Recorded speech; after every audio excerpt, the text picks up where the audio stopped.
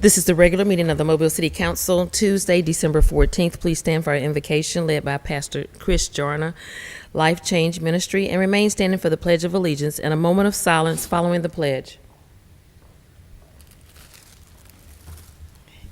Let us pray. Father, in your name, we come this morning thanking you for this day, thanking you for the opportunity to come together as a city to meet, to advance and do things to help our city be better. Father, we pray a special prayer for our mayor, his staff, for the council, their staff, for the public service workers, all that they do to help and protect us and keep us safe and sound. Lord, now we ask that the agendas that go forth on this morning be done in your will. Father, we ask now for a divine intervention in our city to help us with the violence that's going on. Give us innovative ideas, Father, to help us to do the things we need to do to curb some of the stuff that's going on. Father, we ask all your blessings in Jesus' name. Amen. I pledge allegiance to the flag of the United States of America and to the republic for which it stands, one nation, under God, indivisible, with liberty and justice for all. I'm going to ask everyone to please remain standing. I'm going to have a moment of silence for 6 states that had went through a terrible tornado this past weekend. We are so fortunate and blessed that it could have been us. But at this time, let's just take a moment of silence for those victims and those victim families.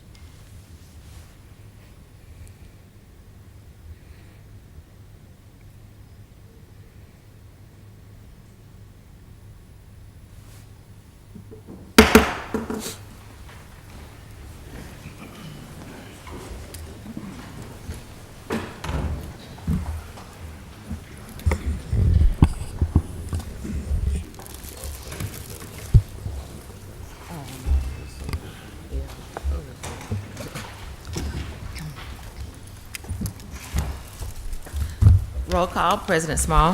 Here. Vice President Gregory. Here. Councilmember Penn. Here. Councilmember Carroll. Here. Councilmember Reynolds. Here. Councilmember Daves. Here. Councilmember Jones. Here. Statement of rules. Hey, good morning, everyone. Morning. Today is a big birthday. Today is our state 202nd birthday, and we want to say happy birthday to Alabama. Roll Tide. Statement of rules. At this time, I ask if anyone has a cell phone or any other type of electronic device. At this time, please put it on the off or the vibrate position. The off or the vibrate position. Any person desiring to address the council must sign in indicating the resolution, the ordinance, appeal, or public hearing agenda item before entering the meeting. When addressing the council, the speaker must state his or her name and address. Any person desiring to speak to the council on a non-agenda item must contact the city clerk office no later than 2:00 p.m. on Thursday prior to the council meeting. The subject that he or she wishes to address must be identified and pertain to the City of Mobile business. Any person who has not given proper notice to the clerk office and wishes to speak on a non-agenda item would not be allowed to address the council. Each person is allowed 3 minutes to address the council. A bell will sound to indicate the end of 2 minutes. 1 minute remains for summarizing. The second bell indicates the time has expired. When addressing the council, there is to be no personal address to any individual council members. All statements are to be made to the chair, who will recognize any council member who wishes to respond. To maintain decorum, there will be no undue applause and or public outcry allowed. Madam Clerk. Approval of minutes of December 7th. So moved. Second. Been properly moved in second. Any discussion? All in favor? Aye. Any opposed? Agenda pass. Communications from the mayor's office. The mayor had a major conflict, so I'll be making remarks on his behalf, but greetings to City Council. Next month, we'll be launching our first C-251 Citizens Academy. The applications are open. You can find the application on the city's website, and it is also included in last night's newsletter. So for any of the citizens that are interested in learning how the city government works, the C-251 Citizens Academy is the program that they need to attend. And this is a spinoff from both police and fire citizens academies, which have been hugely successful. And a lot of cities are now engaging citizens in city government. Also on some of the weekend updates, Parks and Rec was busy with the weekend art walk. It was our first Jingle All the Way holiday skate event and with Mrs. Claus. Also, thank you to the Parks and Rec and Facility Maintenance for helping organize last weekend's art walk and the holiday skate event. On December 18th, it's the holiday extravaganza at James Seal Park from 10 a.m. to 2 p.m. There will be Christmas crafts, kids karaoke, bounce houses, and a DJ. The mayor also would like to pass on how thrilled he was to see a large turnout this past Saturday for the community cleanup in Africatown. There were more than 40 volunteers from the military and the local community. They collected 84 tires, 97 bags of litter, 2,413 pounds of debris. He extends his thanks to Chief Lewis with the nonprofit Vets and the City of Mobile's litter crew for hosting the successful community cleanup in Africatown. I'm going to turn it over to Director Batiste, who will introduce our Officer of the Month, Christopher Culbertson.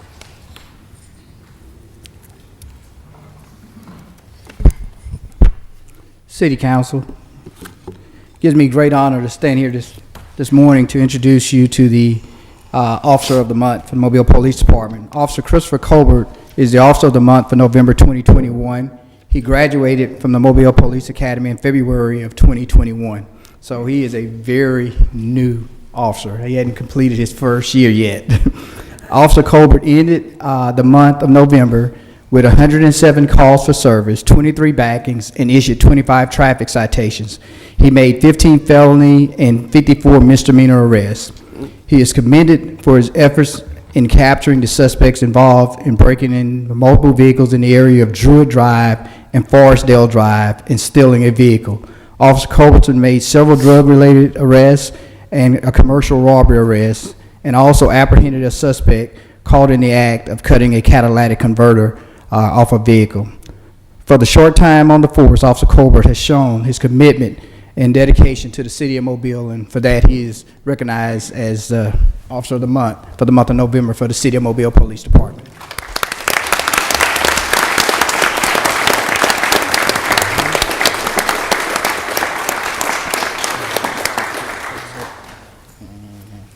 One other thing, you want to make up a statement? Sure. All right. Thank you. Director, that's a 4th precinct, right? Yes, ma'am. Yeah. Happy to have you in the 4th, officer. Thank you.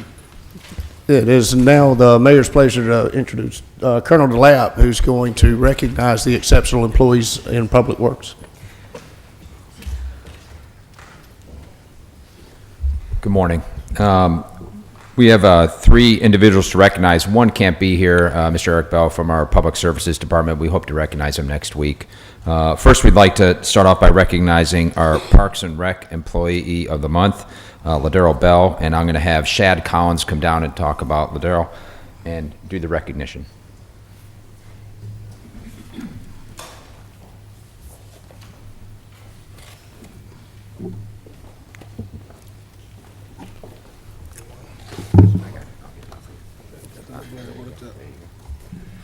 Good morning, everybody. Morning. I'd like to present to some and introduce the others, Miss Ladero Bell. She's been with the Therapeutics Department with the City of Mobile for over 8 years. She loves her job responsibilities and her co-workers, but her baby that she's been taking care of for years is she's actually the coach for our Therapeutics basketball team. And we have some of the players here today, so I'd like to acknowledge them. We have Mr. Anthony Haig, the captain, Victor Powell, Carlos Atkins, David Johnson, Tyler Smith, Antonio Denson, Horace Withers, Giles Anderson, and Anthony Sanders. And last but not least, Jakarta Felder. Let's give these guys a round of applause.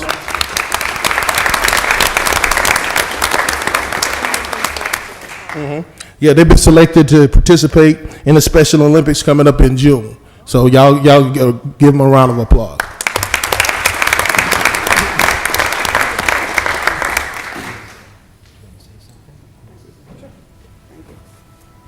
I'd like to first say thank you to the City of Mobile, the public that we serve, and I also like to acknowledge all of my colleagues at the Adaptive Leisure and Lifespan Complex and throughout the Mobile Parks and Recreation Department, and also our administrators that lead us and guide us every day. Thank you, guys. Thank you all.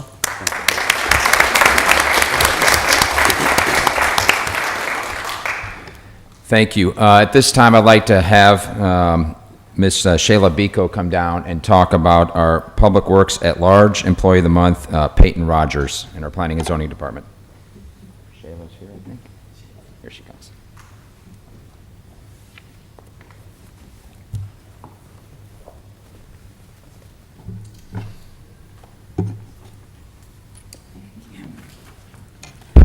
Excuse me. Thank you for the opportunity to introduce Mr. Peyton Rogers. Peyton joined the Planning and Zoning Department of Bill Mobile as a Planner 2 in February of 2019.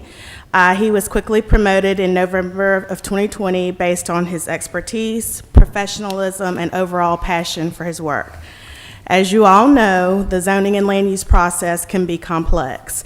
However, what Peyton brings to the table serves as a tremendous asset to our department.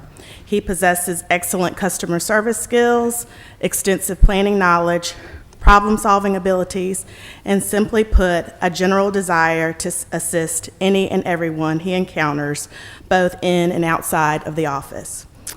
As evidenced by today's award, Peyton is also valued by his team members for his willingness to step up wherever needed. There is no job too big or too small that Peyton is not willing to tackle. But most importantly, he never expects any special recognition for taking on tasks that may fall well outside of his responsibilities. Please join me today in recognizing Peyton Rogers for going above and beyond and for his service and commitment to the City of Mobile.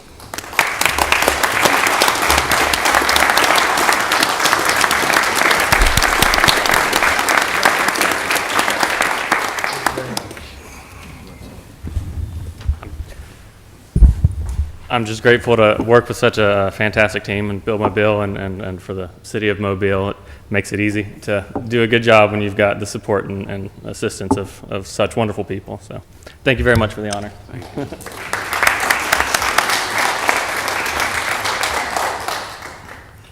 That'll conclude the mayor's comments, Mr. President.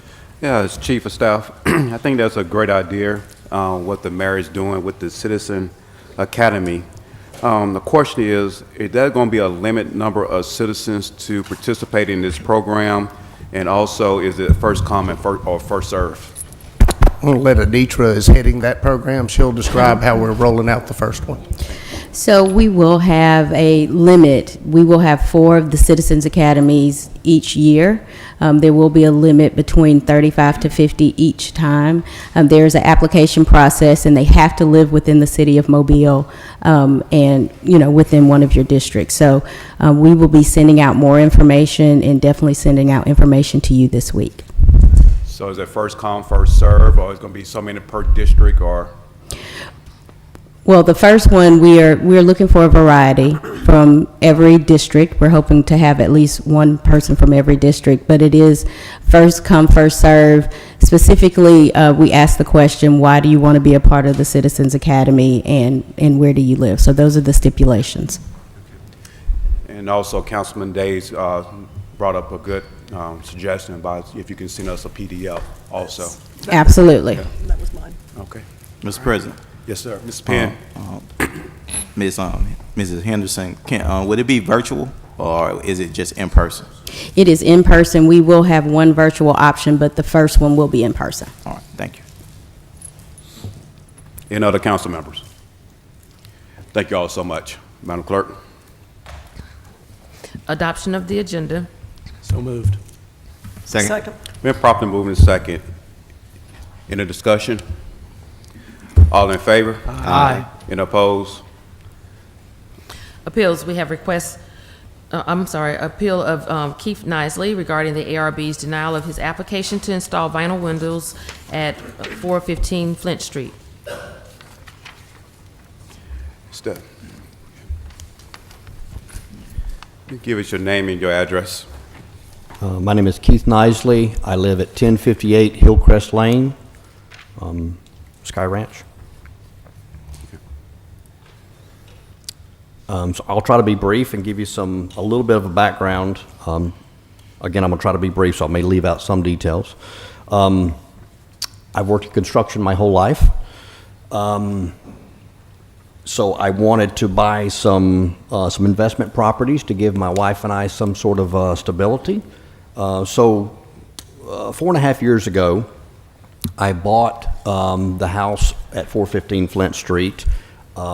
It was extremely distressed. It needed a lot of repairs, but I knew how to do it, and I could do the work myself.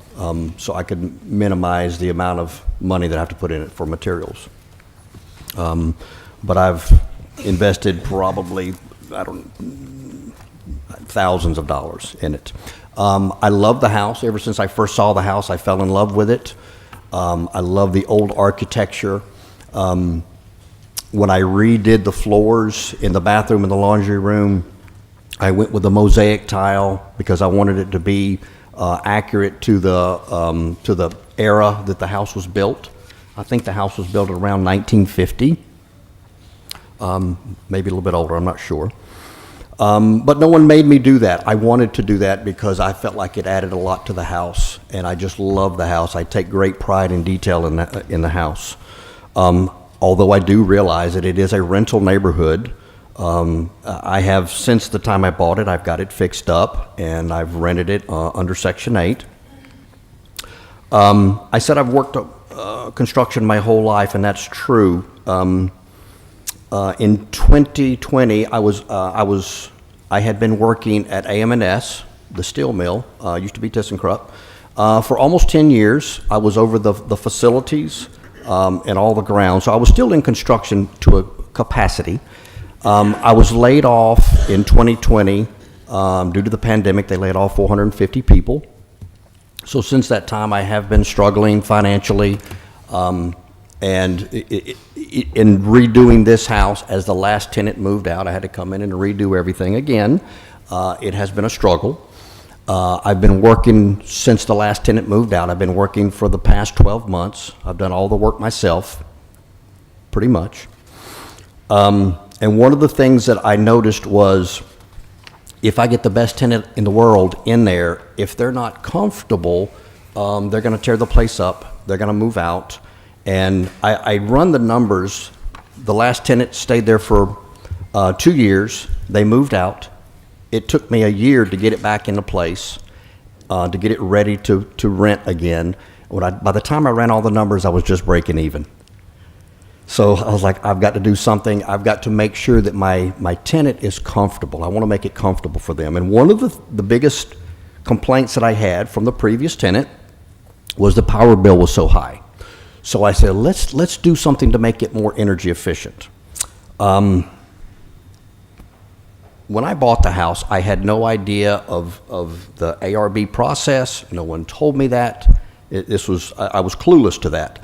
I thought I was doing the right thing by upgrading the house, making it nicer, restoring it as best that I possibly could, and making someone comfortable that would stay there. So I began replacing the windows. That was the last thing that I did. I wanted something that was energy efficient. I put in vinyl windows. At the same time, I had saved up my money to do a demo on the garage apartment in the back. There was a 2-story garage apartment that I originally thought I was going to repair, but it was just too far gone. There's just no salvaging it. So I decided I need to save my money.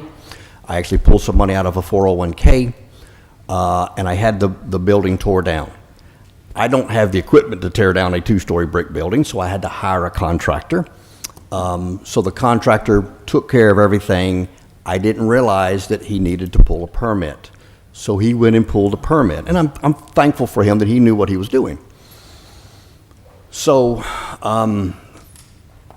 the ARB had to come out and look at the demo to be done on the building. So when Mr. John Sledge came out to look at the 2-story building, he then noticed my new windows.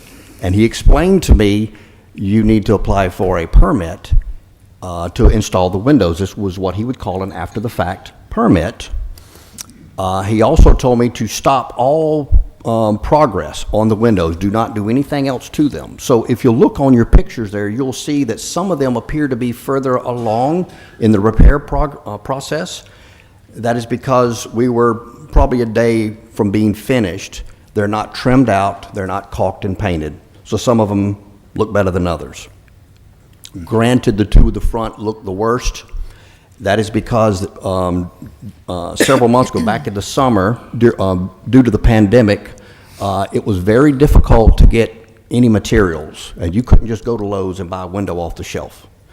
These particular windows, because the house was built in around 1950, they're an odd size. So it's even harder to get windows to fit them. So I had to get something to go in there. These original windows are 71 years old. They were completely gone. They were rotten. There were holes between the brick and the windows. I mean, you could literally fit a golf ball through. And it was rotting out the stud wall inside. I had to repair underneath the windows and around the windows throughout the whole house. So it was destroying the house, not only making the tenant inconvenient, it was destroying my investment. So Mr. John Sledge came out, he saw that, he explained what I needed to do. I applied for the permit. We had a Zoom meeting with the ARB. They denied that request, although in the meeting, on the Zoom meeting, they had initially proposed for me to only replace the two front windows. And then by the end of that meeting, they decided, no, we need you to replace all of the windows. So I appealed that decision, and I went to the city council.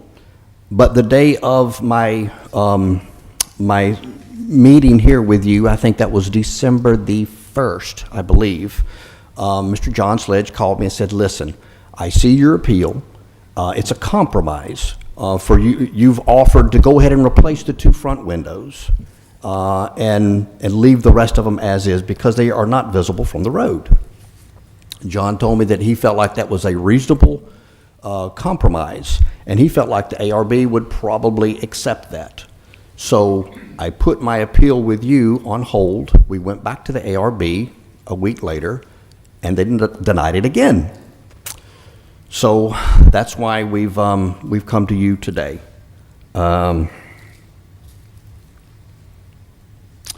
You'll also notice on your first page, I've got a quote.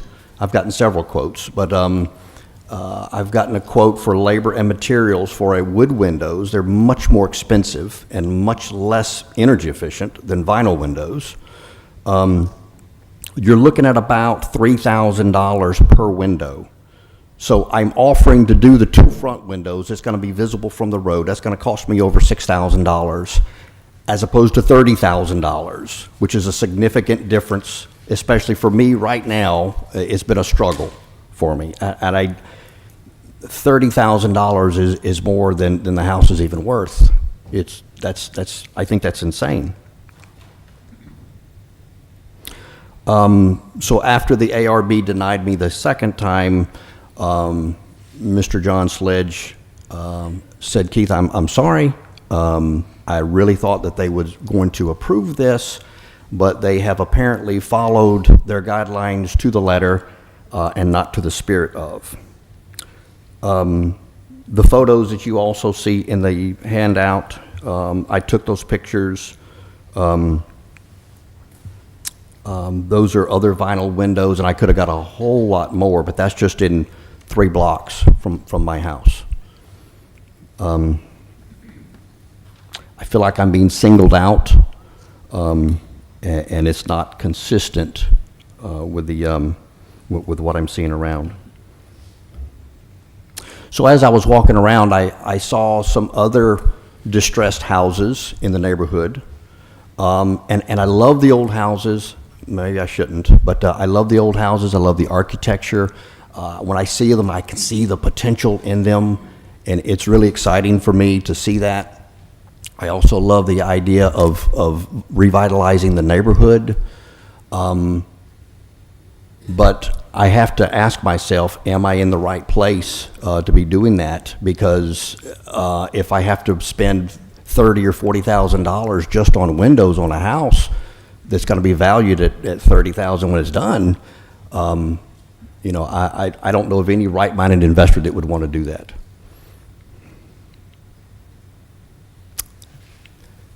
That's all I have. Any questions from the council?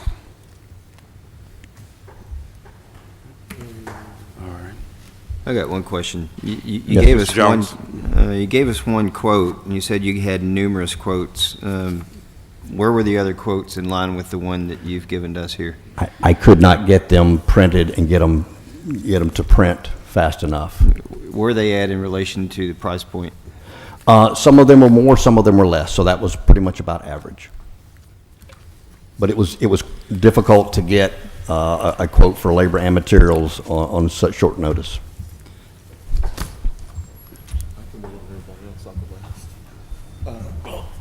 If nobody else has any questions, I do have some go ahead. questions. I'll wait. If you'd like to go No, first, though, I don't. Go ahead. I'll wait. I'll go last. Mr. Isley, as you know, because you were in our pre-council meeting, the standard here before the city council, when we receive by appeal a ruling of the Architectural Review Board, is that in order to overturn the Architectural Review Board, we have to determine that in rendering its decision, the board acted beyond the limits of its powers or abused its discretion.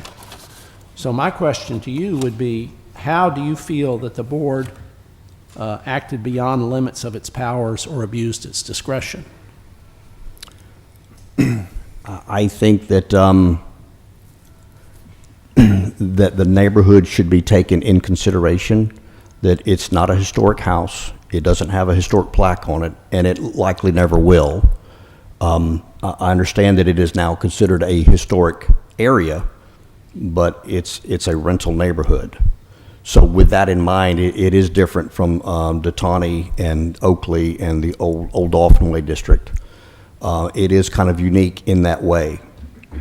And I think that maybe they should have taken that in consideration. So your argument is that the neighborhood should not be declared a historic neighborhood at all?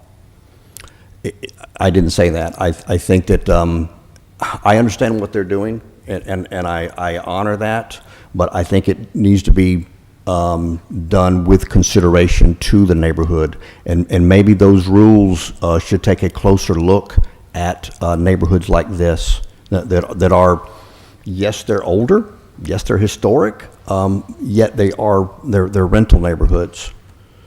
So I think that maybe they should look at those rules a little bit closer. The second question I had was, you stated in your presentation that you'd been involved in the construction industry for some time. Why did you not obtain a building permit when you first determined to replace the windows? I didn't know that that was required. Okay, thank you, sir. Mr. Carroll. Thank you, Mr. President. Again, you've been in the construction industry your entire life. Were you a carpenter or just labor or just miscellaneous?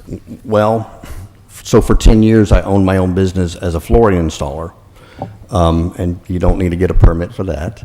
However, while I was doing that, I just picked up other trades, and so I learned carpentry, I learned a little bit of plumbing, I learned a little bit of roofing, so I can do just about anything. So when I see an old distressed house like this, I'm not scared of it. I know what it takes. I can see the potential there.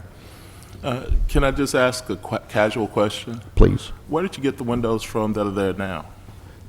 That are installed now? Yeah. So 3 of them I got from Lowe's that were on sale. And I think 3 of them I got from a discount store. Okay, so my next question was, being that you didn't have a permit, we don't know if the windows meet the current building code requirement of DP 45, which is the wind load requirement for storms. Do the windows meet the wind load requirements? So I don't have that documentation here today, but I can get it, and I am quite certain that they do. Quite certain. most current windows that come from Lowe's don't meet the requirement. The other thing is that you said you paid attention to detail and you would like to have the historic character of the house upheld. So why didn't you find a window that fit the overall opening of the opening? So I would have certainly rather done that. That bothered me. And out of all the windows that I installed, I'll be the first to admit those looked the worst. So it was kind of a coincidence that I was displeased with the way those looked. They're also the windows that that the ARB had originally suggested that I replace. But what I was going to do, since that's all that was available, that was the closest thing that I could find to make it work, and I had to put something in there to prevent the wall from rotting out any further. What I was planning on doing was just putting shutters on the side and dressing it out, and it would look 100 times better than it does in those pictures. But it still wasn't exactly what I wanted. So that's why I agreed to what they had initially proposed. And I came back and I offered that as a compromise. I offered their original proposal because I could see that. I mean, they don't look exactly the best. So agreed. I would be willing to do that. Be willing to do? To replace the two front windows. To replace the two front windows. Yes, sir. I think it was a staff recommendation to replace the two front windows and not the board. Is that not correct? It's a staff recommendation? It was a staff recommendation. Mm-hmm. So the staff recommendation is somewhat different than the whole entire board, which means that even though I heard you say that Mr. John Sledge said it would be a great compromise, the board still has to make a decision on the compromise that's being offered by the staff itself. So the board is the true authority here and not the recommendation made by the staff. So in that case, the board decided that replacing all the windows would be the correct measure to go. The next one is I heard you say that window efficiency in old houses and that the bills are quite high. You said the house was built about 1950.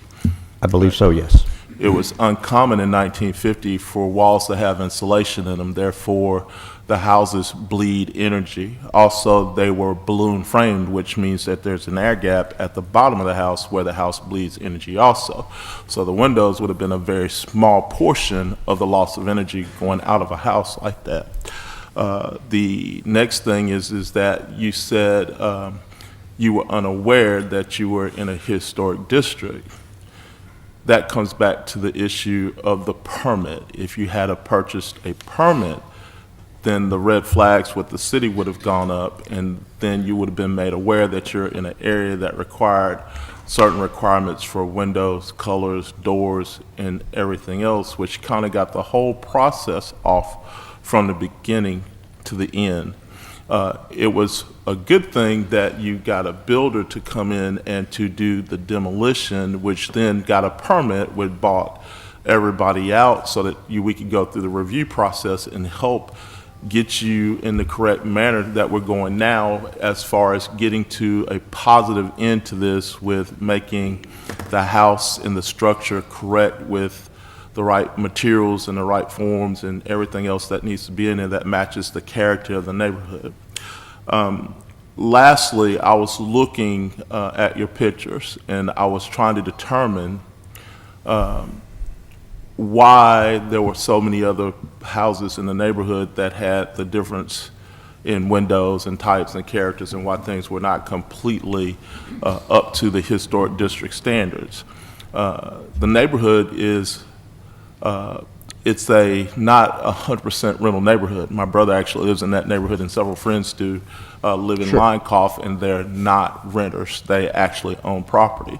So to state that it is a rental neighborhood, that is inconsistent. There are rental properties in the neighborhood. But to get to the gist of this is that the permit just wasn't purchased, and we didn't go through the process the way that we should have. If we had to purchase the permit, then we would have probably never gotten to this point because we've been able to go through the right process and you find everything that we need. One more thing, in 2009, the ARB totally encompassed the Line-Cough District. You told me a few minutes ago and also earlier that you purchased your property in 4.5 years ago. So at that time, Line-Cough was totally under the historic direction of the ARB and the MHDC. So therefore, everyone there now has to adhere to the MHDC and the ARB rule when it comes to renovations. Before then, properties that were there were allowed to use different types of materials that are different than the ARB guidelines state because they were not under the rule. So if those renovations that you were taking pictures of happened before 2009, then currently have no bearing unless they were to go back and take them out and correct them after 2009. So I don't know when they were done, but from what it looks like, they may have been done before 2009. So clearly, the guidelines for the process were not followed to date in the current state in which they are supposed to, and that's simply because when we started out, we just didn't acquire a permit. And that's where I am at this point in time. And so procedure, the city has a lot of procedures that we all have to follow. And those rules and processes are in place so that everybody follows the same guideline and goes to the same procedures so that everybody adheres to those rules. I also live in a historic district, so I have to go through those same rules and follow the same guidelines when I do things to my house. Okay, could I add or respond to two things that you said? Sure. So you said that the windows, as far as the energy efficiency of the entire envelope of the house, the windows is a very small portion of that. I think it's a much larger portion, especially during a hot summer day when the air conditioner is running on the inside and you can stand outside and you can feel the cold air just blowing out of those windows that are shut. I think that they served their purpose and they were needed to be replaced. They were highly, highly, highly inefficient. The second thing that I wanted to ask you, you got me curious. So had I known about the process, and before I'd done any work on the house, if I went and filed for a permit, and they explained this to me, this is a historic house, this is in a historic district, and you will be required to replace all of the windows with original wooden windows, and I did my homework and found out that it was going to cost me $30,000, then what would I do? What would be the next step for me in that scenario? Well, how would that have solved my problem then? That would be your choice as a homeowner to proceed with the repair. But the ARB has some alternate type of options that you would have been able to take. Vinyl clad wood is accepted. Simulated true divided light is accepted. There are a lot of options that they have at hand to help you when we can't truly mill wooden sashes double hung with rope anymore. The problem is that we didn't go through the process so that they could help you with what you needed to get done. So there are other options that could have been used. The only reason that you didn't know about those options is because you didn't go through the process. Mr. President. Ms. Gregory.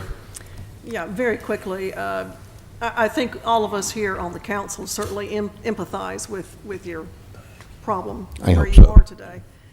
And if there had been a way to work out a compromise, I think we all would have said, well, okay, that's the ARB's decision. However, it was not. And you heard in pre-conference that they had a case very similar to yours recently, and so they are just doing what they do, which is following the law, and yes, to a T, even though the staff maybe came back with a different suggestion. One of the things that comes up a lot with ARB cases is that people say, well, other people in the neighborhood didn't do this. They got away with it. Well, what happens for us in the ARB many times is like what happened with you. John Sledge was out on your property and he noticed you were doing the windows.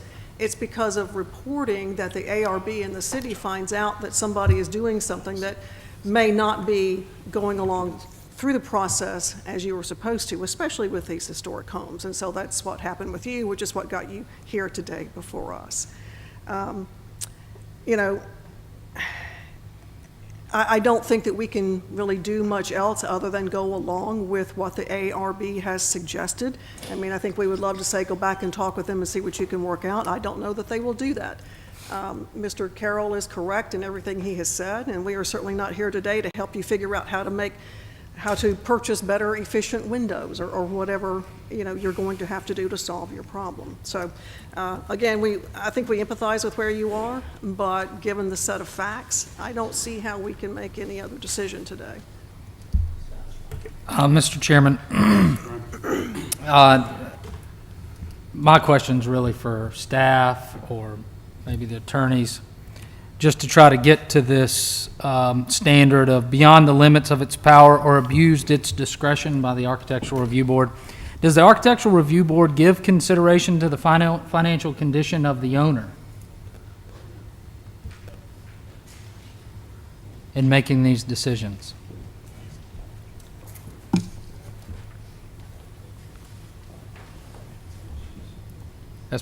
As part of the ordinance, are they required to give consideration to the financial condition of the owner? Hi, I'm Christine Dawson. I'm Deputy Director in Build Mobile, and I am over the Historic Development Commission. As part of the ordinance, the ARB can give consideration to the financial situation that an applicant is in. However, the applicant must provide documentation of that situation, and the ARB will give due consideration. Okay. And was that any financial documentation provided to the Architectural Review Board? It was not. Okay. Does the Architectural Review Board give consideration to nearby properties, what they have, like, you know, the way it looks, other properties look? Say in this case, there are vinyl windows next door. Do they give consideration to that, or is that part of the ordinance where they're supposed to give consideration to that? That is not part of the ordinance, no. Okay.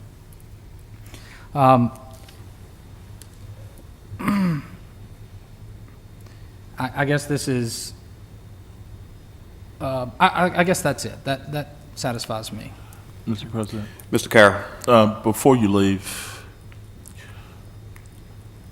the staff made, I think, a recommendation to give the owner time to replace the windows as opposed to replacing them all at once. Is that true? If the council is to uphold the guidance of the ARB and the windows have to be replaced, is there a way for the ARB to revisit with the owner as far as a timely replacement of the window? My name is Bob Allen. I'm a member of the Architectural Review Board.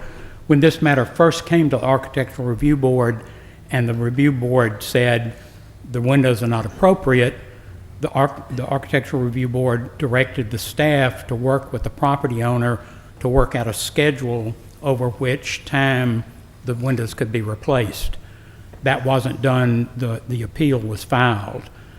I'm only one person on the ARB, and so I can't speak for the ARB, but if it came back to the ARB, I would vote to allow a scheduled period of time over which the windows could be replaced. My next question would be to the property owner.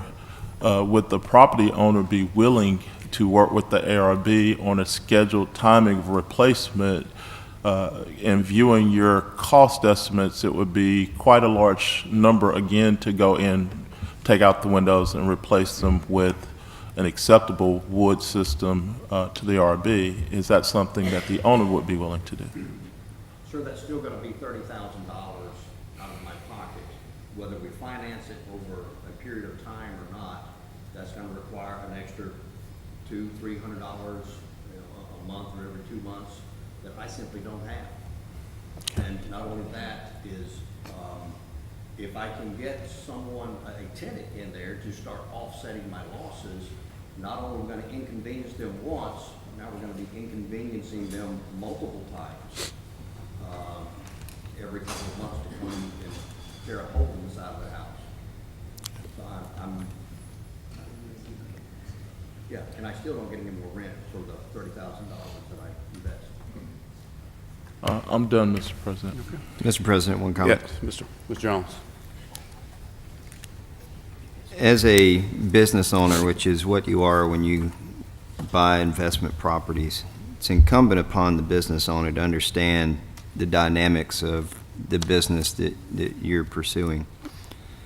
With houses, especially ones that are in older neighborhoods, and I just bought a home for my daughter in Troy that was built in 1894.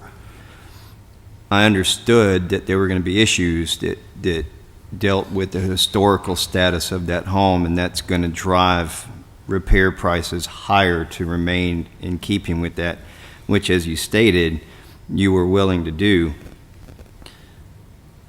It's clear that we're here because you didn't follow the procedures that were established in getting the permits. I believe that the review board has given a recommendation that would be conducive to both maintaining the look of the historic home with replacing the front windows and reducing the initial cost of the entire home's windows. So my recommendation would be that you have to replace the front windows, and then via time established by ARB that you would do the other windows subsequent to that would be my recommendation. Mr. President? Ms. Gregory. If that's something that he would agree to, would that have to then go back to the ARB? Yeah. So, I mean, again, it's going to be up to the ARB to make that determination, to work with him if he agrees to do this.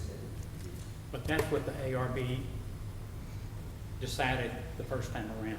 The windows have to be replaced, but they can be replaced on a reasonable schedule. Right. Mr. Chairman. Hold on, Mr. Carroll. Mr. Reynolds. Yeah, to our council attorney, what's before us right now is an up or down vote on whether this appeal should move forward. We don't have the authority to modify the terms of what the ARB decided, any of that stuff. We're here saying either it acted beyond the limits of its powers or abused its discretion, yay or nay. That's correct. We can't make any deals. Mr. Carroll. No, I was going to suggest that we just move forward and move forward on the vote and make a decision one way or the other. I think that the owner of the property has said no in his statement. Might I speak for the owner? Yes. My name is B.J. Lyon. My address is 118 North Royal Street. And I think the Councilman, the one question that we didn't ask the ARB, and this may go to the issue of whether it abused its discretion, does it consider the value of the property relative to the value, or the cost rather, of maintaining the requirements? And I think if it's just a hard and fast rule, then that is arbitrary. I think that not only should the financial ability of the owner be considered, but more importantly, or just as important, is the cost relative to the rehabilitation or upgrading of the structure relative to the value, because otherwise you're going to have a law of unintended consequences. And I think you see that here, where by holding the sword of Damocles over these properties that they are deteriorating, that this is extreme cost that's going to be required to keep them going, then you're disincentivizing landlords, or in cases of owners, to make these repairs and basically condemning the property to destruction. Because the value of the cost of the repairs does not enhance the value of the house. It may be actually more than the property. And so these properties are going to be allowed to deteriorate, because as an economic proposition, the owner or the landlord's not going to spend the money, particularly if there's no return. In other words, if he spends $30,000 and can't get any more rent, then he's not going to spend $30,000. Or if a property's on the market and it's got these issues that have to be addressed, it's like buying a car that, you know, you're going to have to spend a tremendous amount of money on. You're probably going to avoid that car and buy one that, because if you spend the money on that car and it's not going to enhance the value, then you're going to buy a car that drives and is worth the investment. So I would ask, I don't know whether the ARB considers that or not, but to me, to not consider that, and in this particular situation, to not accept the compromise, would be an abuse of discretion. And in particular, when you look at this particular house, you'll see there's one photograph with the yellow arrow, and this house, all you see is the facade. You do not see the sides of the house or the rear of the house, and so it would seem to me to preserve the character of the neighborhood, to preserve the facade is more important than the sides or the back with respect to windows that you can't see. Mr. Chairman, one more. Yes, Mr. So if this were to pass, we were to approve this appeal, where does that leave the structure? So would then the city have to issue another citation for it to then go back to the Architectural Review Board for their further consideration? If we were to, or if we approve this appeal, would it just, they're now get what they've got, where a compromise would not be necessary to have reached? It sounds like the compromise is desirable amongst the executive branch along with the property owner. The Architectural Review Board has intervened, so if we say we deny this appeal, what's the outcome of that? Chris, maybe you can help. I would say two things. I think if you grant his appeal, I think he gets 9 vinyl windows. Y'all may correct me if I'm wrong on that. There's a second issue that was just brought out. There is a process for getting a certificate of economic hardship through the ARB that hasn't been tried. And the language for the ordinance says, if the board denies an application for a certificate of appropriateness, the property owner may apply for a certificate of economic hardship. And so that remedy has not been exhausted. And the issue of is it worth it or not worth it, or can he afford it and all, that's not what's before the council. It's did they follow the rules or not follow the rules. Anything else from the council? No, but Mr. President, that's my sentiment exactly. If the process had been followed, the ARB has mechanisms in place to help and guide so that we can so that everyone that's in a historic district can reach its goal. The statement to value of property and cost of rehabbing properties in historic districts, if we had considered that in Detente Square, then we wouldn't have Detente Square today the way that we do today. Neither would we have Old Dolphin Way, Oakley, and the stronger part of Linecoff that we do now. So moving forward, I would hope that everybody in the city do follow the process of renovations and constructions correctly, no matter what part of the city you live in. Thank you, Mr. President. Anything else from the council? Yes, Mr. President, can the city put something on the record? Since pre-council wasn't on the record, we'd like Mr. Allen, step down here, Mr. Allen. In regard to the landowner saying that he was singled out, I'd like for Mr. Allen to state as whether they have rejected an application on a similar situation fairly recently. Just after this application came to the ARB, I believe at the next meeting, there was a similar situation on Lafayette Street. Property owner didn't get a building permit, took out all of the original windows or most of the original windows in the house, replaced them with inappropriate windows, came to the ARB for after the fact approval. ARB did in that case exactly what it did in this case, the first time, said the replacement windows are inappropriate and need to be replaced, but let's work out a schedule over time for the replacement of those windows. And there was another case shortly after that where the same thing happened. So the ARB's position, I think, is consistent. What you've done to the building is inappropriate. It needs to be remedied, but let's talk about a time period for doing that. Mr. President? Ms. Gregory. And you're saying that applicant had to pull out the windows and replace them after the fact? The ruling of the ARB is that the windows that were installed were inappropriate and needed to be remedied over a period of time. I don't know whether that process has started.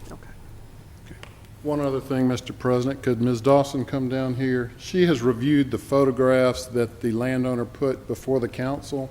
Ms. Dawson? I think he was stating that other houses in the area were all non-compliant, and she has reviewed those photographs. If you would state what you concluded. Mr. President, I don't think we need that based on the... Yeah. We're good. Okay.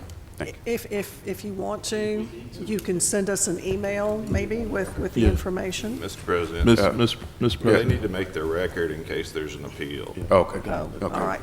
Never mind. Go ahead. Very briefly, of the properties you received pictures of today, 3 of them are not in any historic district. Could you speak closer to the mic, please? 3 of those properties are not in any historic district, so they are not under the purview of the Architectural Review Board at all. Most of them were added to the district, well, about half of them were added to the district in 2009, and the changes made to them as far as windows go were done prior to their being part of the district. We have documentation of that in our files. We take file photos of all properties when they become part of a district. And other properties that were part of a district, there are a few where changes were made without the benefit of a building permit or a certificate of appropriateness. So in fact, they were done illegally. But as Ms. Gregory noted, we can't be everywhere all the time. We are not police. We only know about these changes when they are reported to us much of the time. Okay. Thank you, Mr. President. All right, thank you. Anything from the council? Anything from the appellate? Can I get a motion? Mr. President, Yes. motion to deny the appeal. There's a motion, there's a second. Any discussion? All in favor? Aye. Aye. Any opposed? Okay. It's denied.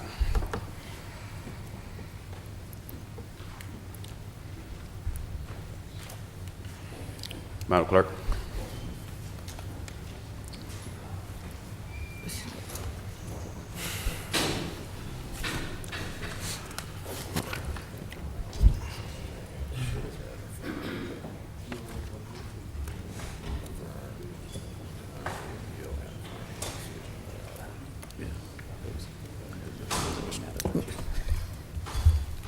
Mark, could I request, if that's the outcome you want, it's pretty clear that you modify that motion to, or go back to reconsider the motion and say, deny the appeal and affirm the decision of the Architectural Review Board.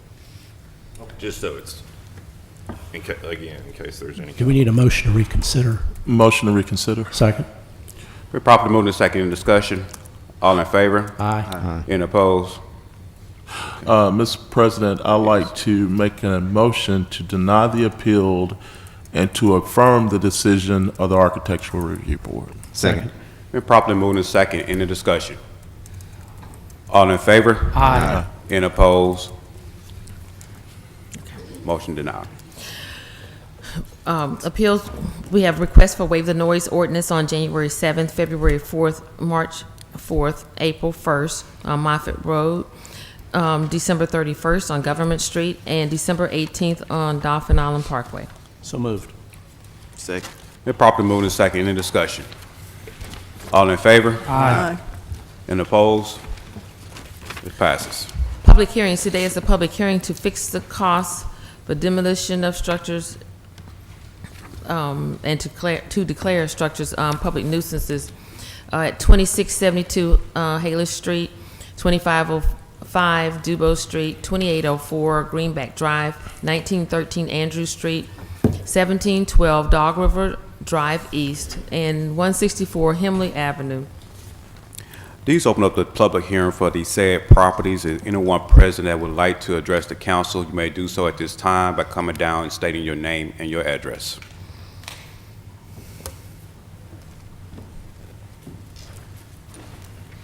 Good day. My name is Jaka Bay, authorized representative of 2804 Greenback Drive. What does he do? That's your current, what's your current address? My current address, my current domicile is 2808 Greenback Drive. Okay. He's the third one. Yes, sir. I just wanted to submit this paperwork in to the record.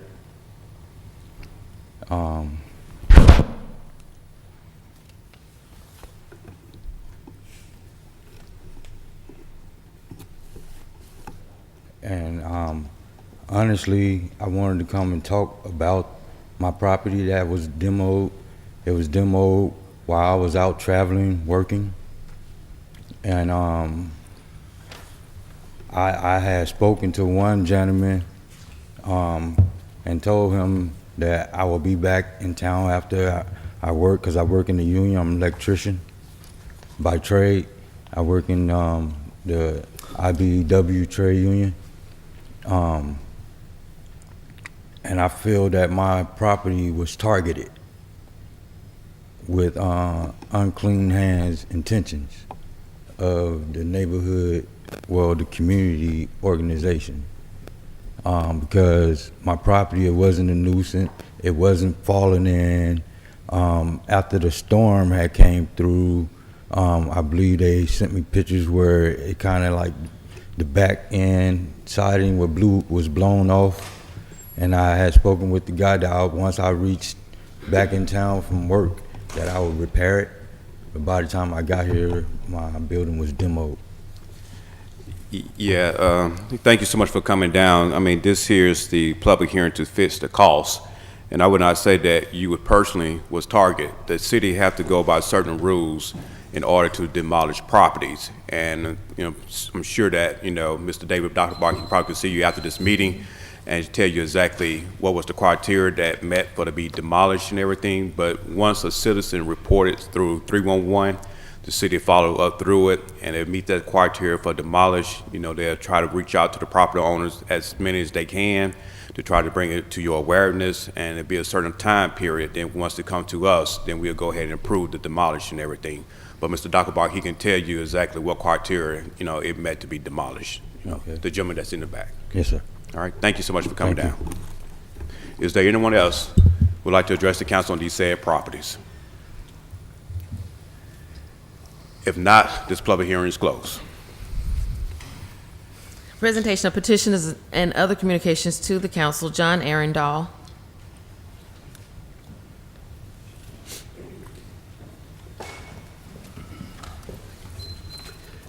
Excuse me.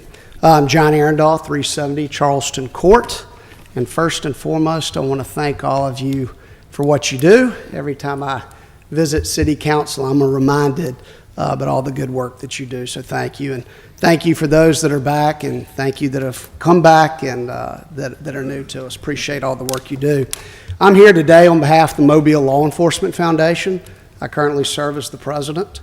Our board, some of our board, not all of our board is here today. I wish all of them could be here today, but cannot be here today. But really what I want to do today is educate you who we are, what we do. There is no ask of you today. But it's important that you know why we're around, what we do, and how we work with our law enforcement.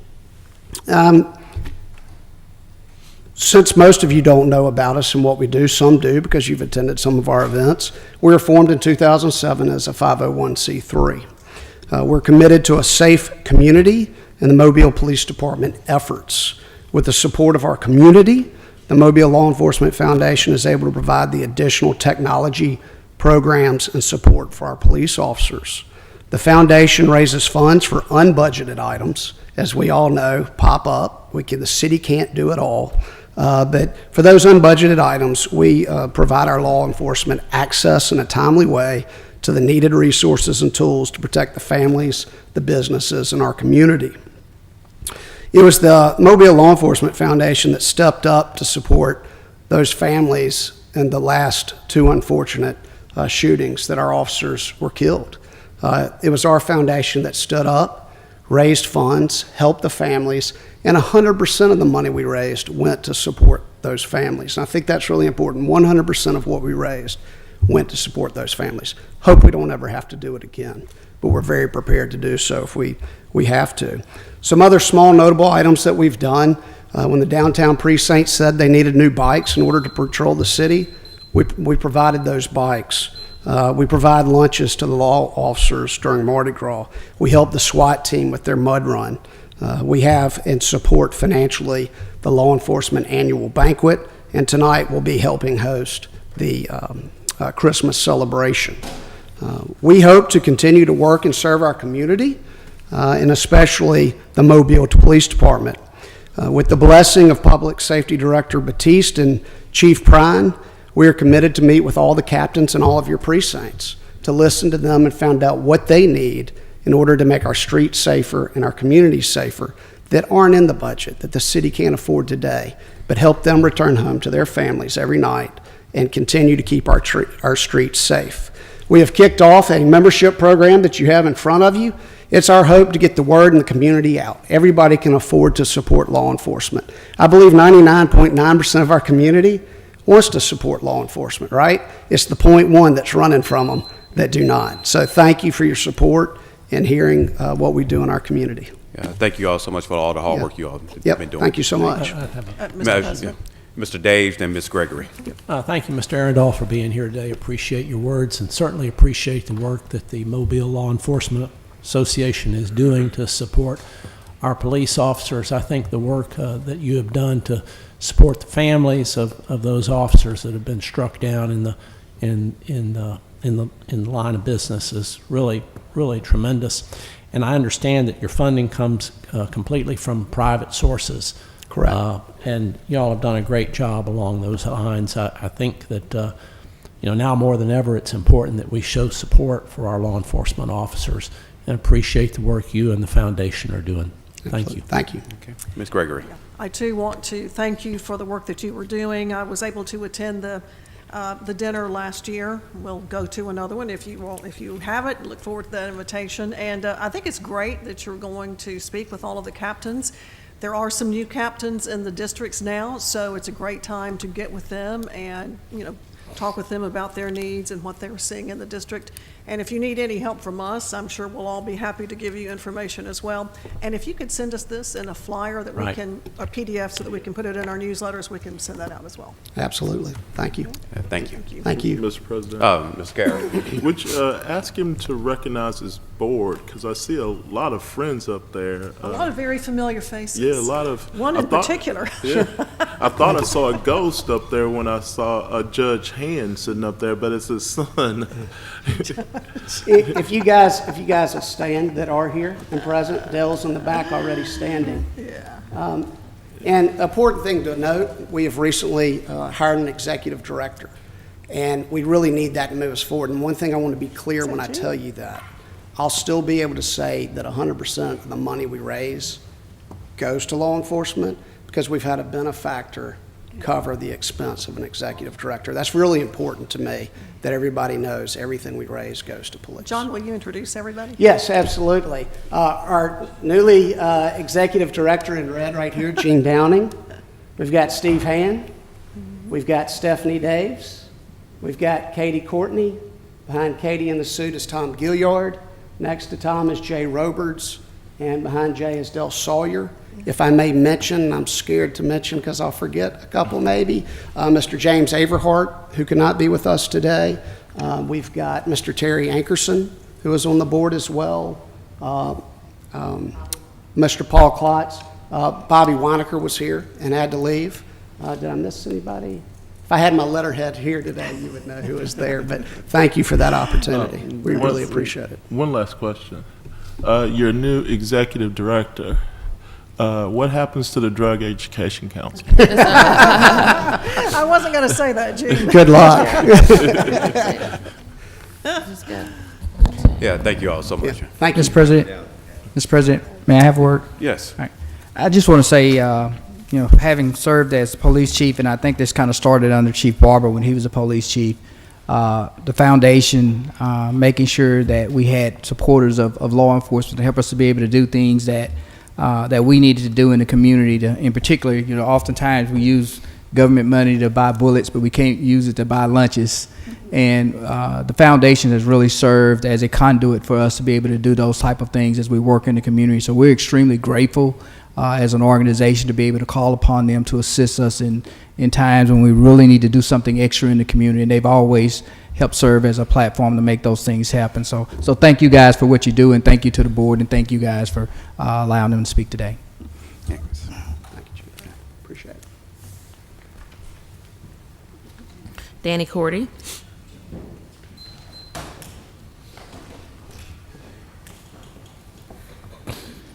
Good morning. Another great day in Mobile, Alabama. 70-something degrees. So how about that for December? How about that?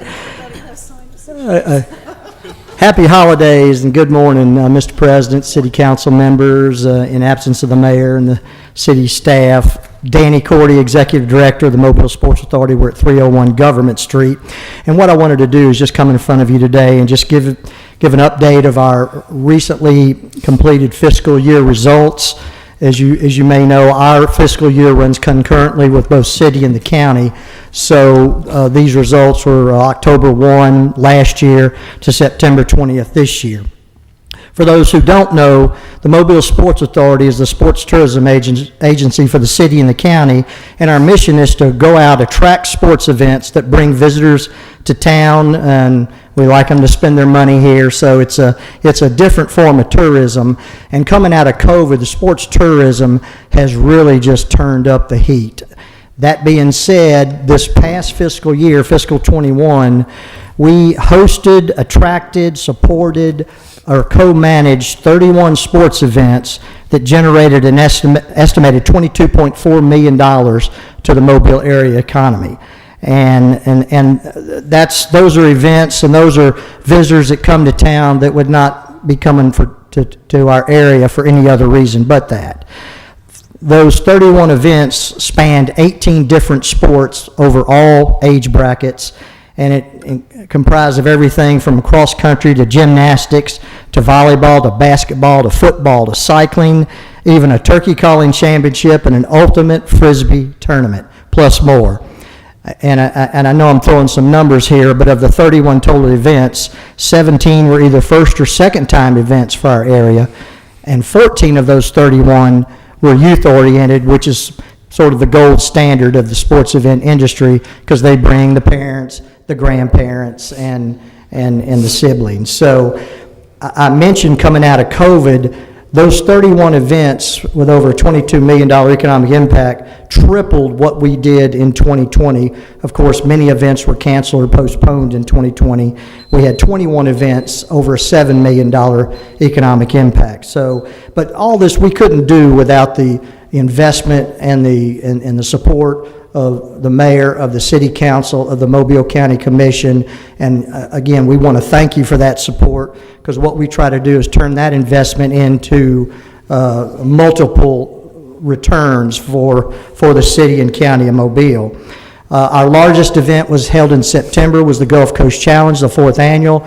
Tuskegee and Alabama A&M played here. It generated, once we got our numbers in, I usually come a little bit earlier after the fiscal year, but we just got those numbers in, estimated a $5.6 million economic impact for Mobile from the 17,000 fans or so that attended the Gulf Coast Challenge. That's our largest event and usually is every year, so we're really proud of that.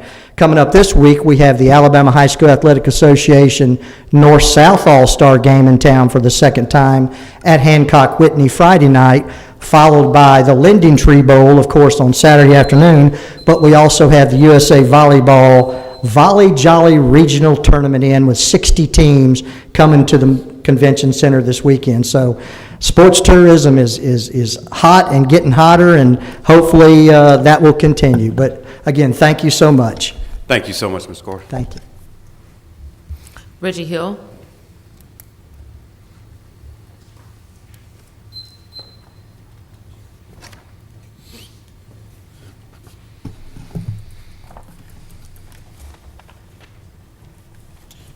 Thank you, Madam City Clerk, citizens and stakeholders in Mobile. Good morning, Reggie Hill, 1007 Center Street. I rise today on this 202nd anniversary of Alabama becoming the 22nd state to enter the Union, right here before the business meeting of her first city, to challenge the citizens of this place we each call home. Before doing so, I wanted to congratulate my friend and former schoolmate for being honored as Employee of the Month for Parks and Recreation.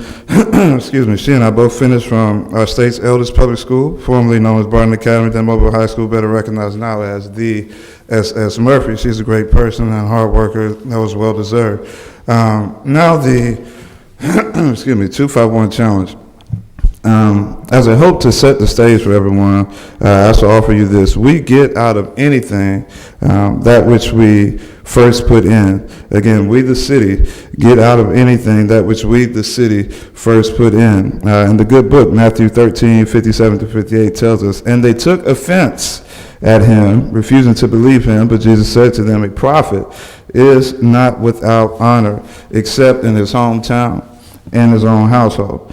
And he did not do as many of those miracles that he could have because there was simply no belief there. The delinquency and rage we witness within our city week after week is real. My prayer is that these fatal tactics for conflict resolution don't have to meet you at your front door before we begin to take real steps towards eradicating this new normalcy of violence that has plagued our city, showing no reason or concern for age or demographic setting.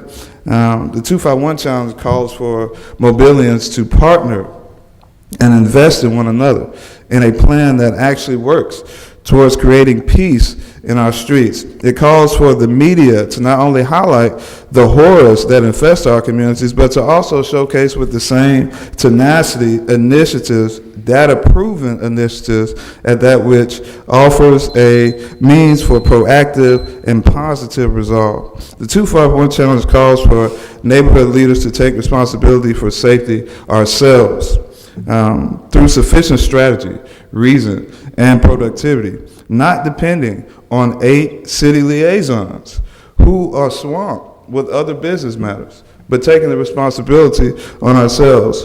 This is a social matter which is daily spinning out of control, but it's not something that we cannot fix. For time's sake, I will forward details to the city clerk and encourage concerned citizens to visit www.s4tf.org this Friday, December the 17th. If you're serious about making a difference here, truly improving the quality of life for all Mobilians to be the goal of anyone that comes in this chamber, and I hope we're willing to work together to actually make it happen.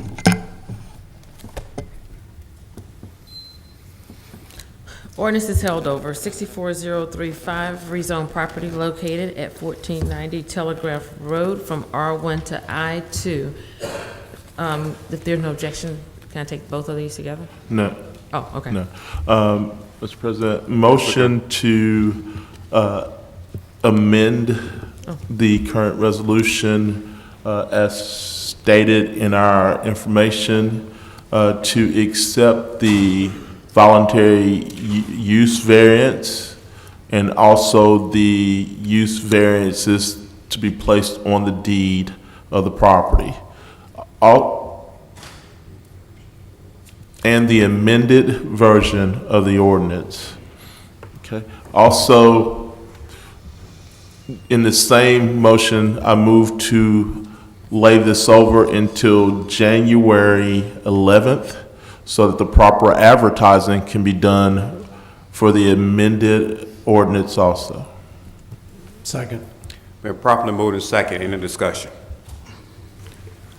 All in favor? Aye. Any opposed? Motion passed. 34042, ordinance to amend Mobile City Code license provision for peddler and transient merchants. So moved. Second. Been properly moved and second. Any discussion? Yes, I move to amend to substitute the original version with updated version submitted at the pre-council meeting containing written permission requirements. Second. All right. Been properly moved and second. Any discussion? All in favor? Aye. Any opposed? Now we move to We'll approve. go back to the original. Any discussion? All in favor? Aye. Any opposed? Passes. Consent resolutions held over, 48668 and 4867 are declaring the structures at 2724 Josephine Street. Oh, wait a minute. No, I'm sorry, take this. 4868, declare the structure at Josephine Street a public nuisance and order it demolished. Make a motion to table. I thought that one was 1 week. You hold over. We're gonna do it 1 week or? It got changed. Yeah, I think he said we'll table it. Okay. Is this just tabling it Yeah. indefinitely, or? Yeah. Yes. Okay. What did he say? Who was the second? Table it. Who seconded it? Oh, second. Okay, properly moved and second. In discussion? All in favor? Aye. Any opposed? Item table. 4869, declare the structure at 672 Stanton Road a public nuisance and order it demolished. Make a motion to table. Second. Been properly moved and second. In the discussion? All in favor? Aye. Any opposed? Items tabled. 4871, declare the structure at 955 Kentucky Street a public nuisance and order it demolished. So moved. Second. Been properly moved and second. In the discussion? All in favor? Aye. Any opposed? Motion passes. Resolutions held over. There are no objections. I'll take all of these. Fine. Okay. 01-1074, authorized consultant agreement with Marin Architecture for improvements at James Seals Jr. and Hackmeyer Parks. 08-1075 and 1076 are approving purchase order to Dana Safety Supply and to ProLogic. 09-1077, approved transfer of monies from unassigned fund balance in the general fund to capital project Brookley by the Bay. 09-1078, authorized transfer of funds to capital account public facility improvement to grant fund in support of port security grant program to enhance security measures at the Mobile, Alabama Cruise Terminal. 21-1079, authorized contract of H&H Electric for LED lighting upgrades at the Arthur R. Outlaw Convention Center. 21-1080, authorized contract for concession services for County Hudson Mobile Regional Senior Community Center. 21-1081, authorized contract with C. Thornton for Hillsdale Drainage Ditch Number 1. 21-1082, authorized contract with Espalier for design of a new synthetic athletic field at Matthews Park. 37-1083, approve a certificate of public convenience and necessity to Myra Darrington doing business as Scott's Carrier to operate a sedan service. 01-1084, approve addendum to original agreement with Axon Enterprises, Inc. So moved. Second. Been properly moved and second. Any discussion? Yes, Mr. President. Going to be Ms. Gregory, then Mr. Carroll. Yes, sir.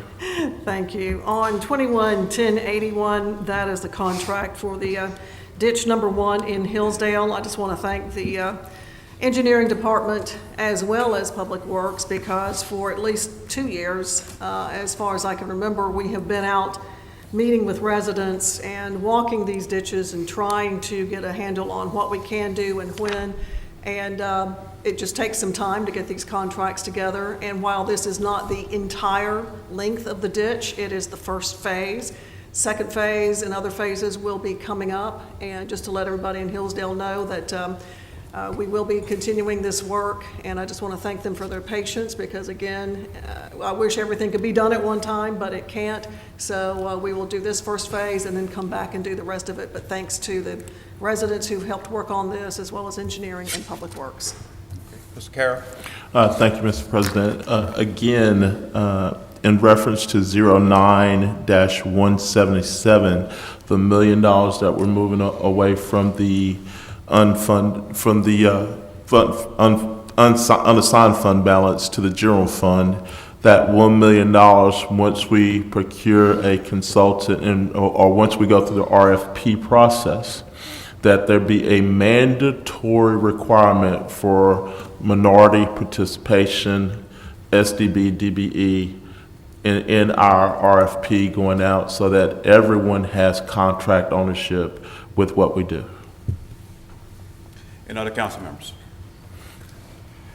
If not, All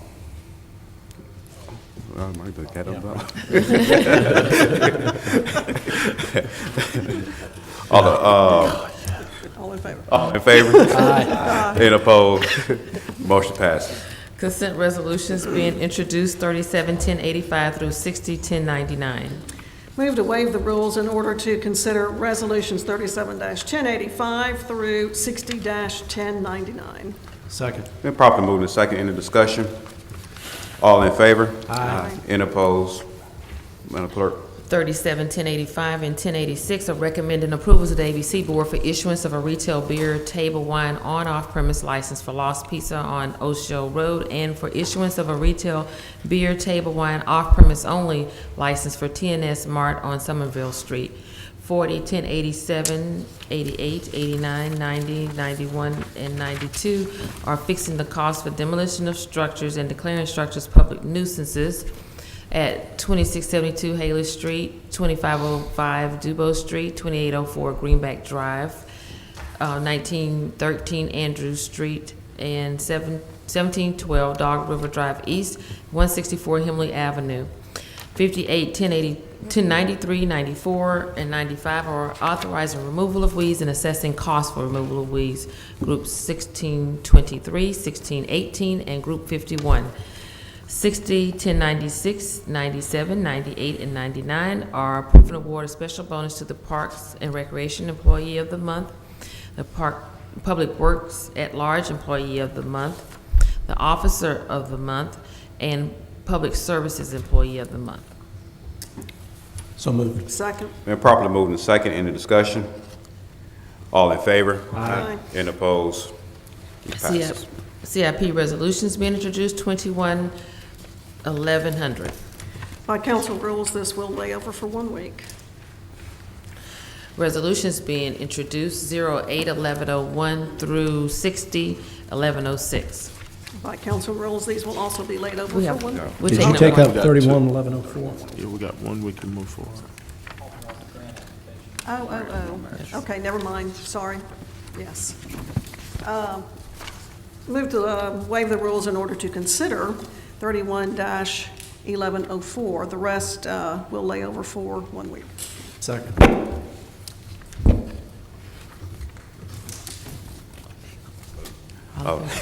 All in favor?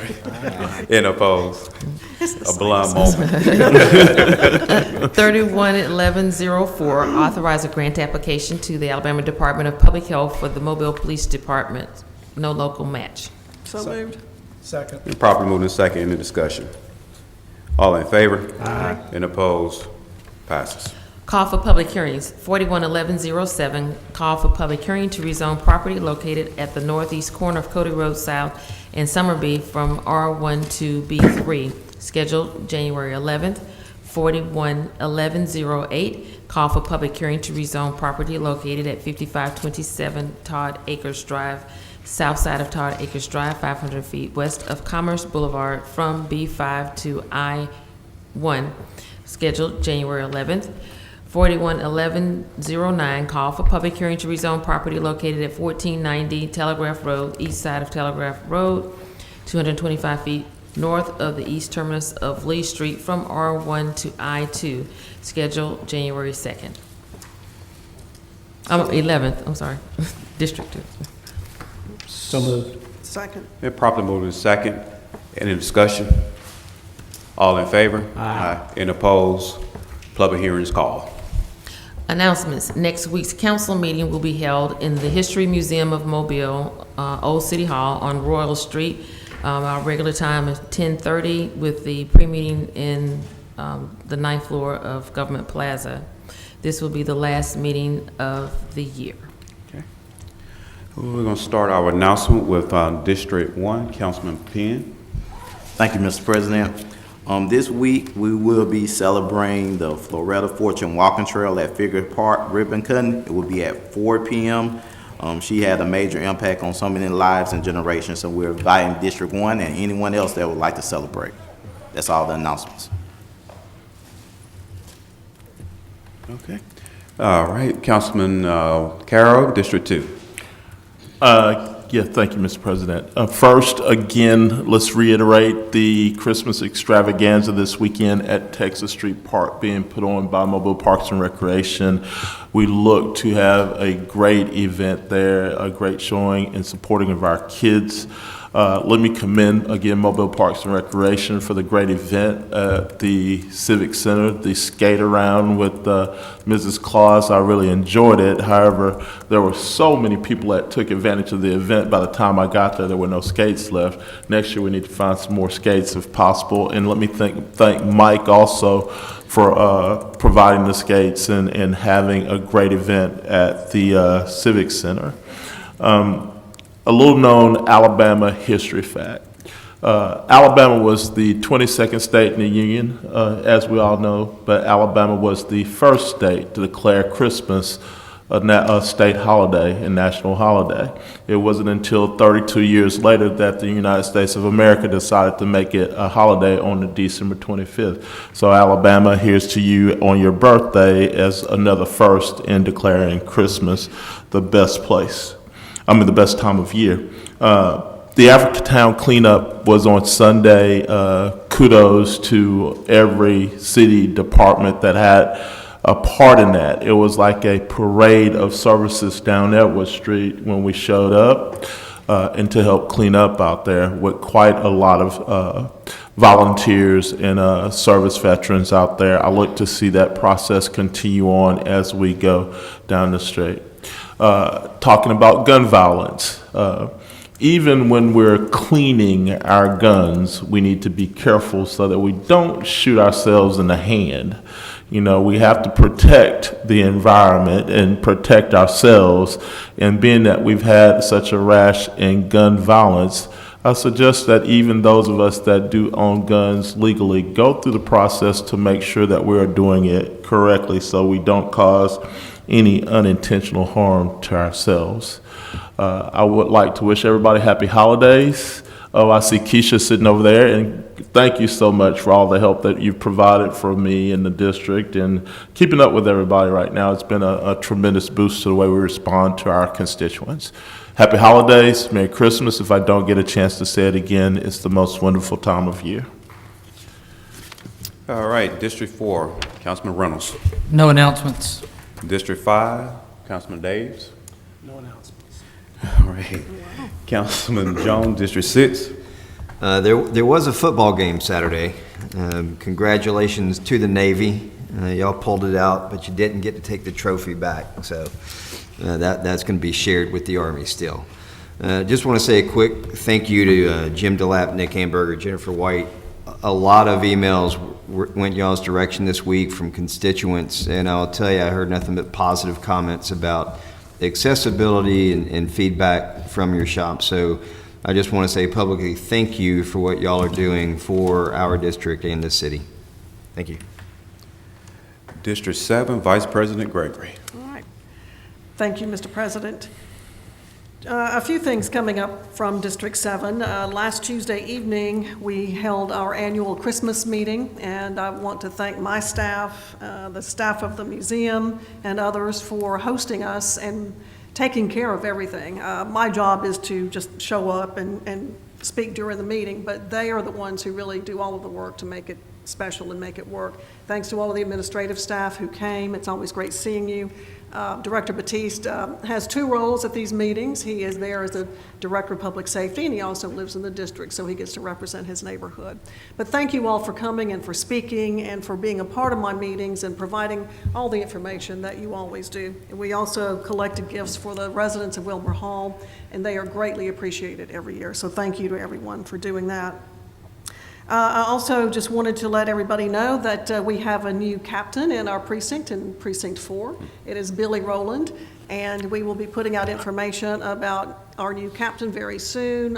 He's already sent something out on Next Door Neighbor with the crime report, so I know a lot of people are picking up on that, but we'll also send some more information out soon about him.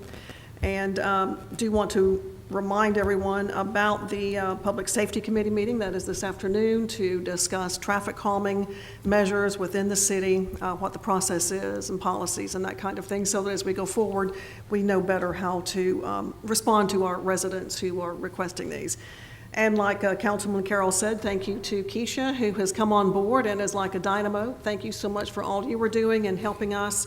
She toured my district with me yesterday, and we were able to take a look at a lot of need in the area, and she has a lot of great ideas and is just a real asset. Thank you, Keisha. Thank you, Director Barber, Chief Barber, for bringing her on board. Thank you. All right. And to District 3, last week we had to postpone our day in District 3 on DIP because of the inclement weather that was threatening upon the city on Saturday. So we had rescheduled it for this coming weekend, so we're not going to just have a day in District 3 on DIP. We're going to have actually a weekend in District 3 on DIP. And that would be started on Saturday. Revitalized DIP, we were sponsoring a festival at the entrance of Govdale. If the weather is not too bad, there will be an antique car show. Because they do not bring their cars out in rain and weather, so that is the weatherman saying now it's like 50%. So it's a 50% chance that the car show might not go on this coming Saturday, but the Revitalized will have their festival with food trucks, games, fun, and other entertainment. Again, that will be from 10 a.m. until 1 o'clock p.m. This coming Saturday, December the 18th, again at the entrance of the Govdale subdivision. Also on Saturday, we have rescheduled our parades of threes, which will start at 2:30 p.m. This will be our 6th annual parade. This parade encompasses myself, Representative Barbara Drummond, which is House 103, and my district, District 3, and also Representative Adeline Clark. She's also joining us in sponsoring this parade. It will take place at 2:30 p.m. We have several schools that's in the district, well, all the schools in the district will participate, from Williamson High School to BC Rain, Pillins, Gilliard, Maryvale, and Craighead Elementary School, plus other organizations throughout the city will participate. This is not only for District 3 or House 103, it's for all the citizens in the city of Mobile. Again, this would take place on this coming Sunday, December the 19th at 2:30 p.m. We will start off at the BC Rain High School, and we will work ourselves northward towards Old Military Road, disbanding at the Pillins Middle School, again inviting all the citizens to come out. This evening will be our community Christmas party, I would call it. It will take place at the Pillins Middle School, inviting all the citizens in District 3 to come out this evening. As Ms. Gregory has stated, many precincts got new captains, and our new captain, Lafitte, was invited to be there. Also, we will have plenty of food, fun, and entertainment. This will start off at 6 o'clock this evening. We're asking residents to bring non-perishable items, and also items such as house shoes, pajamas, toothpaste for residents in nursing homes. I have discovered in the past several years that there are many residents in the nursing home that do not have family. And my past experience in the last several years, that when we deliver the presents, that brings so much joy to many elderly people that do not have family members. And it brings joy to my heart just to see them smile. So we will be collecting items this evening for residents in nursing homes at Pillins Middle School. Again, this will start off at 6 o'clock p.m., and we plan on having a good time. And this is our last live televised meeting for the year. Wishing everyone a Merry Christmas and a Happy New Year. Look forward to seeing you all at the parade on Friday night at 6:30 p.m. at the game on Saturday at 4:45 and the New Year moon pie drop on New Year's Eve. Anything else from the council? Yes, sir, Mr. President. Mr. Daves. I'd move that we go into recess and reconvene in executive session at 12:35 upstairs in order to discuss matters of potential litigation, and that we not reconvene in public afterwards. We're properly moving to second. Mr. President, the matter under discussion is a litigation matter that's appropriate for an executive session under the Open Meetings Act, and I'll provide this certification for the record. Okay. Can we get a roll call? President Small? Yes. Vice President Gregory? Yes. Councilmember Penn? Yes. Councilmember Carroll? Yes. Councilmember Reynolds? Yes. Councilmember Daves? Yes. Councilmember Jones? Yes. Executive session is called. We will not convene after that. Thank you all. Jada, I need you to reschedule